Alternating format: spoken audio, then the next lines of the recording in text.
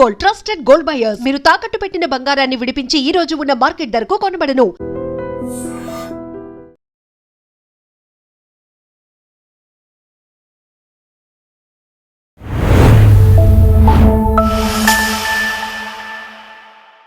Welcome to lens with Lumbini. బీహార్లోని Bankipur assembly గురించి మాట్లాడితే అనుకోకుండా జన్సురజ్ పార్టీ నుండి Prashanth Kishore being a political strategist తన స్ట్రాటజీ ఫస్ట్ టైం వర్కౌట్ చేసుకుని తను ఈ ఎలక్షన్లో గెలిచారనమాట. బైపోల్లో గెలిచినప్పటికీ కూడా స్టేట్ ఎలక్షన్స్లో అలాగే రేపొద్దున జరిగే సెంట్రల్ ఎలక్షన్స్లో కూడా ఇదేమన్నా నెగిటివ్ ఇంపాక్ట్ తీసుకొచ్చే ఛాన్సెస్ ఉన్నాయని చెప్పేసి కూడా ఒక వైపుగా ఆర్గ్యుమెంట్ వినిపిస్తుంది. బట్ లెట్స్ ఫైండ్ అవుట్ గెలవడానికి వెనుక రీజన్స్ ఏంటి అండ్ బీజేపీ కొంచెము ఈ విషయంలో కొంచెం బ్యాక్ స్టెప్ వేయడానికి రీజన్స్ ఏంటి, లెట్స్ ఫైండ్ అవుట్. ఈరోజు మనతో జాయిన్ అయిపోతున్నారు ప్రముఖ geo political analyst Pavan Sriharsha garu మనతో పాటు ఉన్నారు. Let's talk to him. Hello sir, నమస్తే. నమస్తే అండి. బంకీపూర్ ఎలక్షన్ బీహార్లో స్ట్రాంగ్ హోల్డ్ ఉంది బీజేపీకి అని అనుకున్నాము. అసలు ఇంత అంటే డిఫరెంట్గా అపోజిషన్ గెలవడం అనేది అండ్ ప్రశాంత్ కిషోర్ డెఫినెట్లీ ఇది ఒక వెరీ బిగ్ స్టెప్ అని చెప్పుకోవచ్చు in to the political ecosystem again. దీన్ని ఎలా చూడాలి అండ్ వాట్ వెంట్ రాంగ్? అంటే టు బి ఆనెస్ట్ నిజంగానే ఇది చాలా పెద్ద షాకే. దాంట్లో ఇంకా ఏమీ కవరింగ్ లేదు. ఎందుకంటే బీజేపీ రాష్ట్ర అధ్యక్షుడు ఖాళీ చేసిన ప్లేస్ ఐ థింక్ 2 decades నుంచో ఎంతో అది వాళ్ళ కంచుకోట. ఐ థింక్ మేబీ 2-3 terms నుంచో ఇఫ్ ఐమ్ నాట్ రాంగ్. అలాంటి దాన్ని వీళ్ళు కాపాడుకోలేకపోయారు. అంటే that to for a newbie. అంటే అసలు అంతకు ముందు జరిగిన అసెంబ్లీ ఎలక్షన్లో ఒక్క సీటు గెలవని పార్టీ నుంచి నేత ఎవరైతే అక్కడ దిగాడో అతను గెలిచాడు. కరెక్ట్. అలాంటి సీట్ని బీజేపీ ఎలా కోల్పోయింది? దీంట్లో ఇఫ్ అండ్ బట్ ఏం లేదు. This is a very very very big setback for BJP. But how? ఎందుకు? First thing candidate selection. వాళ్ళు ఆల్రెడీ ఒక క్యాండిడేట్ని ప్రకటించారు, ఆ క్యాండిడేట్ని మార్చేస్తారు. దాని తర్వాత ఇంకొక క్యాండిడేట్ రావడంతో especially when guy like Prashant Kishor was there, వీళ్ళు పెట్టిన క్యాండిడేట్ ఫెయిల్యూర్ అక్కడ జరిగింది. దానివల్ల ఏమైంది? సంస్థాగతంగా ఏదైతే బీజేపీ ఓట్లు ఉంటాయో ఆ ఓటర్స్లో చాలామంది బయటికి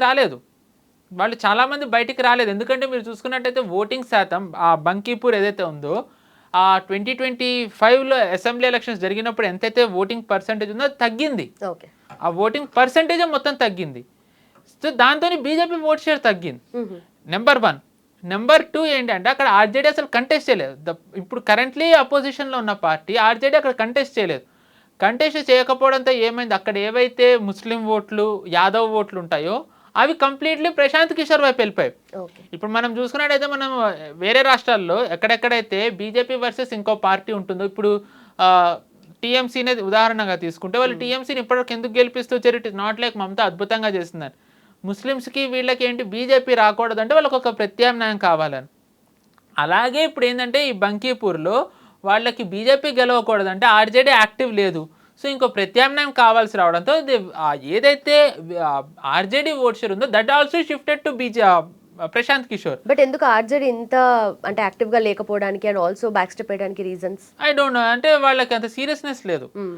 ఐ థింక్ ఈ జరుగుతూ ఉన్నప్పుడు అంతా కూడా వాళ్ళు విదేశాయ పర్యటనలో ఉన్నారు Tejashwi Yadav, if I'm not wrong. Seriousness లేకపోవడంతో ఆర్ మేబీ అది వాళ్ళ వ్యూహం కూడా అవ్వచ్చు. ఇద్దరు గనక పోటీ చేస్తే ప్రజా వ్యతిరేకత ఏదైతే ఉందో అది షిఫ్ట్ అవ్వచ్చు అని. దాని తర్వాత మనం చూసుకున్నట్టయితే మెయిన్ బంకీపూర్లో ఏం జరిగిందంటే ఫేక్ న్యూస్ని మళ్ళీ కౌంటర్ చేయలేకపోయారు.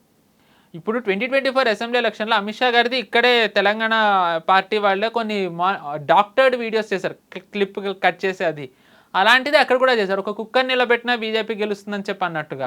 అది రవికిషోర్ గారిది, రవిశంకర్ ప్రసాద్ గారు, ఒకప్పుడు ఐటీ మినిస్టర్ కేంద్రంలో, ఆయనదే డాక్టర్ చేసి పెట్టారు.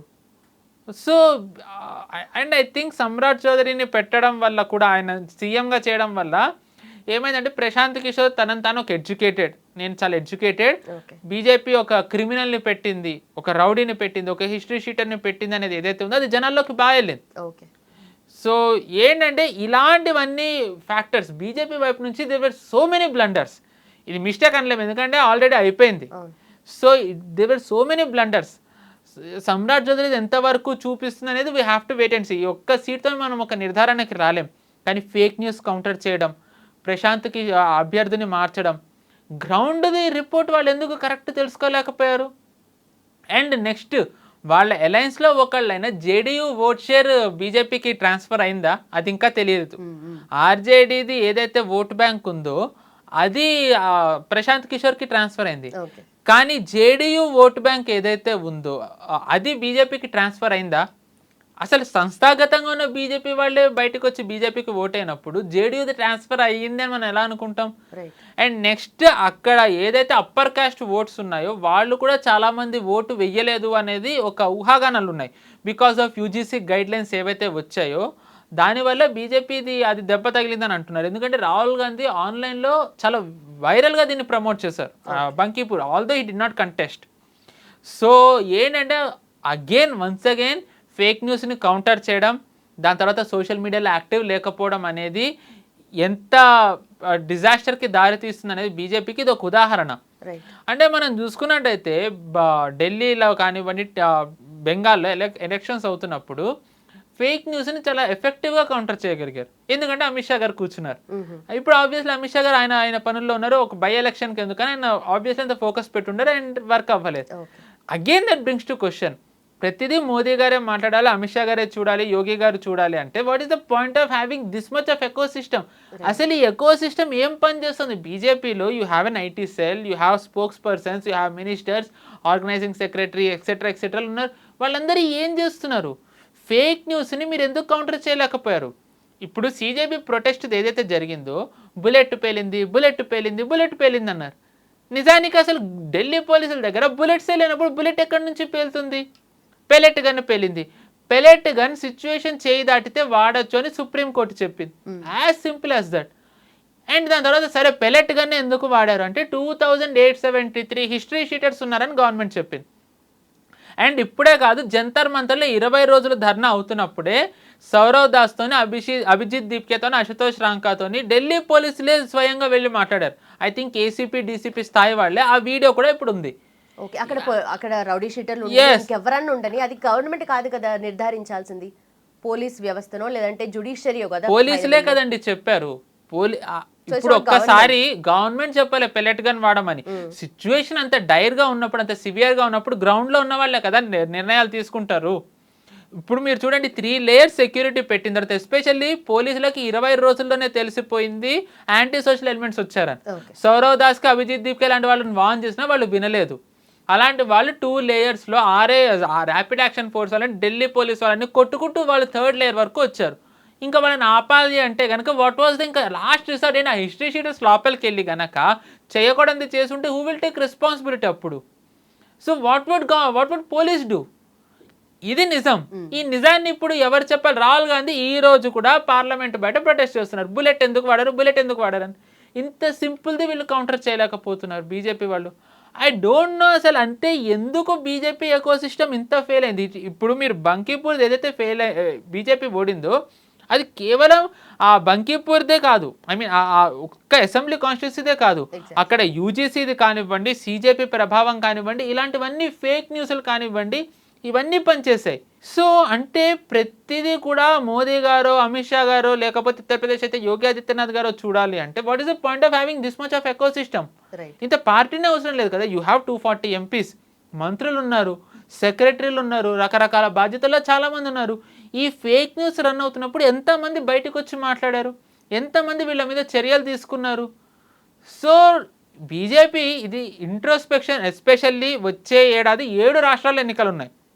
ఒకటి బీజేపీ కంచుకోట ఉత్తరప్రదేశ్, దానికంటే ముఖ్యమైనది గుజరాత్, దాని తర్వాత ఉత్తరాఖండ్, మణిపూర్, గోవా, హిమాచల్ ప్రదేశ్, ఇలాంటి పంజాబ్, అన్ని బీజేపీకి ముఖ్యమైనవే.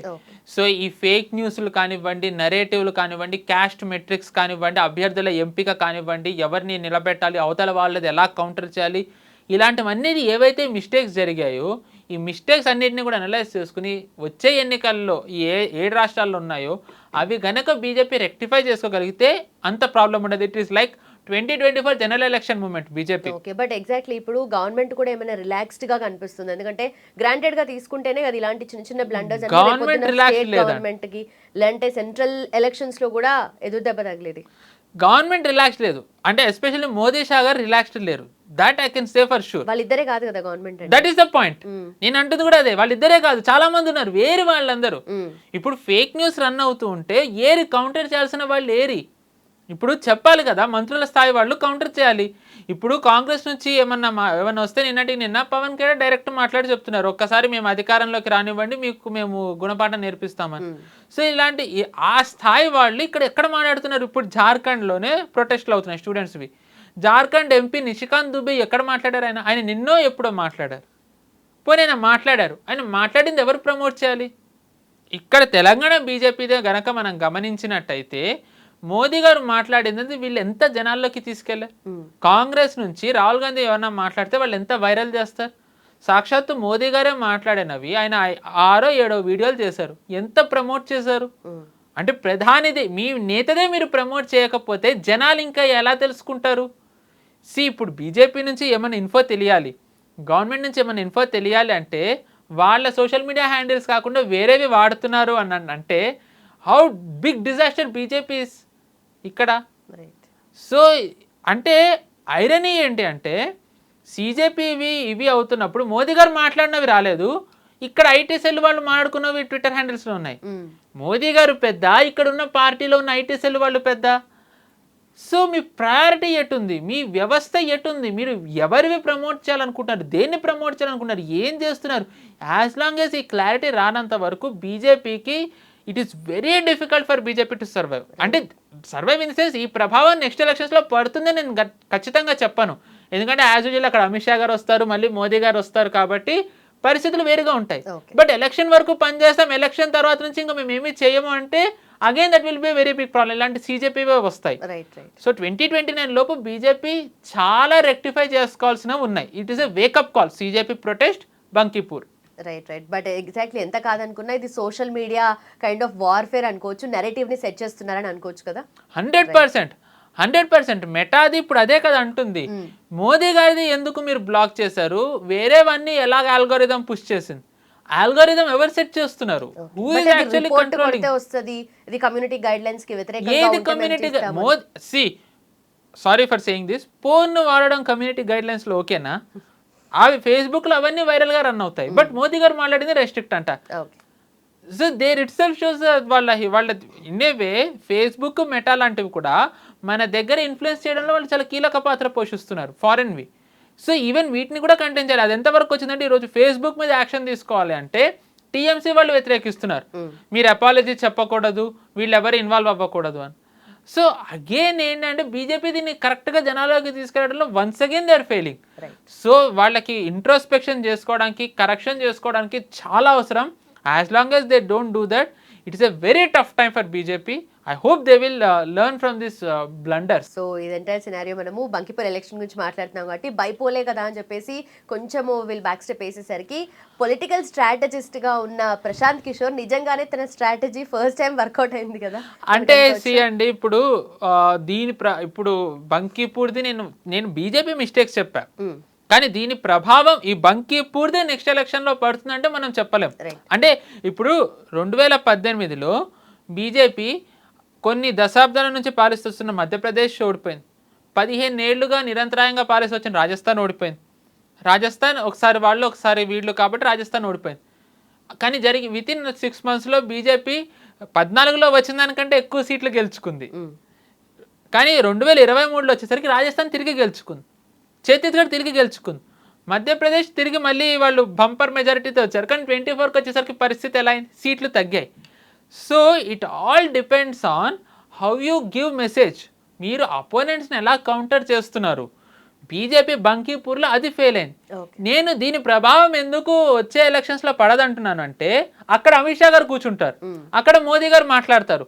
సో వాళ్ళ మానిటరింగ్ ఉంటుంది కాబట్టి ఐ హోప్ ఆ ప్రభావం అంత పడదు. మన పాయింట్ ఏంటంటే ఆ ఎలక్షన్ తర్వాత మళ్ళీ బీజేపీ ఏమవుతుంది, ఆ ఎలక్షన్ తర్వాత బీజేపీ ఏమవుతుంది, ఈ ఎలక్షన్ వచ్చే లోపు బీజేపీ ఏం పని చేస్తుంది అనేది the most important thing that BJP needs to do introspect. అధిష్టానం అది ఇంట్రోస్పెక్ట్ చేసుకోవాలి. అమిత్ షా గారు ఇప్పుడు మోదీ గారి సక్సెస్ అని తయారు చేయడం ఎంత ఇంపార్టెంట్, అమిత్ షా గారి సక్సెస్ అని తయారు చేయడం అంతే important. So this is the wake up call for them. Modi గారు లాంటి వాళ్ళు ఇంకో 10 మంది, అమిత్ షా గారు లాంటి వాళ్ళు ఇంకో 10 మంది తయారవ్వాలి బీజేపీలో. జస్ట్ ట్వీట్ చేస్తే కాకుండా నరేటివ్ని అర్థం చేసుకుని కౌంటర్ చేసే వాళ్ళు కూడా కావాలి. As long as they don't give that one, Rahul Gandhi చెప్పే అబద్ధాలు, బంకీపూర్ లాంటి రిజల్ట్సే వస్తాయి. ఐ హోప్ ఇవి మళ్ళీ పునరావృతం అవ్వకూడదని నేను కోరుకుంటున్నాను. Right sir, thank you so much sir. Thank you అండి, నమస్తే.